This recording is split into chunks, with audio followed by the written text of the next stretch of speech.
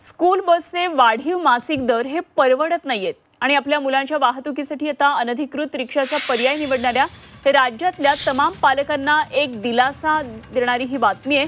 12 आसनी स्कूल व्हॅनला मंजुरी दिल्याची माहिती परिवहन मंत्री प्रताप सरनाईक यांनी दिली आहे। परिवहन विभागाकडून स्कूल व्हॅन परवाने वाटप खुले करण्यात येत आहेत अशी माहितीही सरनाईक यांनी दिली आहे। शाळकरी विद्यार्थ्यांच्या सुरक्षित वाहतुकीसह रोजगाराच्या संधीसाठी हा निर्णय घेतल्याचं सरनाईक यांनी सांगितलंय।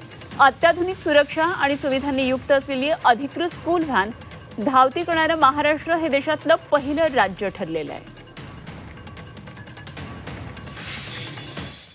परिवहन विभागाने असा निर्णय घेतला, केंद्र शासनाने जी अधिसूचना जाहीर केली त्यानुसार 12+1 विद्यार्थी त्या ठिकाणी बसतील अशा प्रकारची ती बस आम्ही आता परवानगी दिलेली आहे आणि त्या माध्यमातून परवानेच आम्ही जारी करतोय।